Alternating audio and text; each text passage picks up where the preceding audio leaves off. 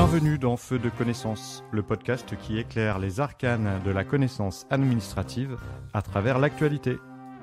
Dernier épisode consacré à l'Union européenne, nous continuons dans les grandes dates de sa construction, de 1992 à nos jours. C'est en juin 1993, lors du Conseil européen de Copenhague, que les critères auxquels tout pays candidat à l'entrée dans l'Union européenne doit satisfaire avant son adhésion sont définis. Ils concernent l'économie de marché, la démocratie, l'état de droit et l'adoption de la législation européenne, y compris l'euro.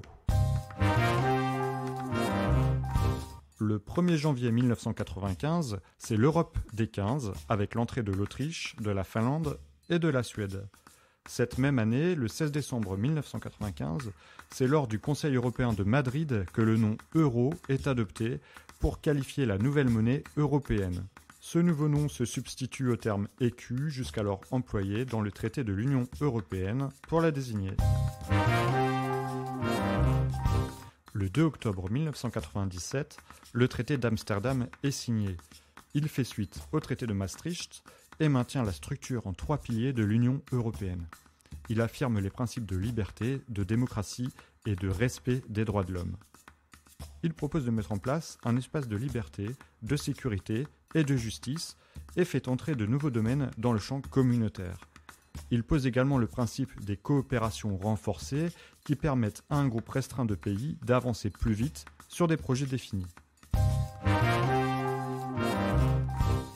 Le 1er juin 1998, c'est la création de la Banque centrale européenne. C'est l'institution qui est chargée de mener la politique monétaire au sein de la zone euro. Elle a pour mission de maintenir la stabilité des prix, de gérer les réserves et de conduire les opérations de change. C'est une institution indépendante vis-à-vis du pouvoir politique. Actuellement, c'est la Française Christine Lagarde qui en assure la présidence. Le 26 février 2001 est signé le traité de Nice. Il vise essentiellement à modifier le système institutionnel et décisionnel de l'Union européenne afin de permettre l'élargissement à 25. La naissance de l'euro a lieu en 1999, mais ne sera utilisée qu'à des fins comptables et pour les paiements électroniques. Quand minuit sonnera le 31 décembre, ce sera le moment de payer avec les pièces d'euros obtenues dans les kits. Dans la plupart des distributeurs automatiques, vous pourrez, dès les premières heures du 1er janvier, retirer des euros. Le 1er janvier 2002, l'euro devient donc le moyen de paiement officiel dans 12 des 15 États membres. Seuls le Danemark, la Suède et le Royaume-Uni ne font pas partie de la zone euro et plus de 80 milliards de pièces sont mises en circulation. L'année 2004 marque l'arrivée de 10 nouveaux États au sein de l'Union européenne: Chypre, Estonie, Hongrie, Lettonie, Lituanie, Malte, Pologne, République tchèque, Slovaquie et Slovénie. L'Union européenne, désormais constituée de 25 pays, signe le 29 octobre 2004 un traité établissant une constitution européenne. Il n'est cependant jamais entré en vigueur suite au non des référendums français et néerlandais. En 2007, l'Europe des 27 est née suite à l'adhésion de la Bulgarie et de la Roumanie. Le 13 décembre de la même année, le traité de Lisbonne est signé. L'Union européenne est désormais dotée de la personnalité juridique. Elle peut ainsi conclure un accord international dans tous ses domaines de compétences. Ce traité modifie la façon dont l'Union exerce ses pouvoirs propres et lui confère de nouvelles compétences partagées.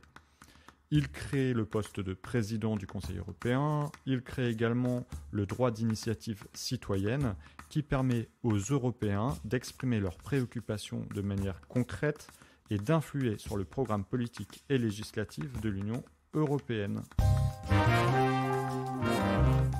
Le 1er juillet 2013, la Croatie devient le 28e État membre de l'Union, mais le 23 juin 2016, les Britanniques ont décidé de la quitter. Le Royaume-Uni quitte donc l'Union européenne le 31 janvier 2020.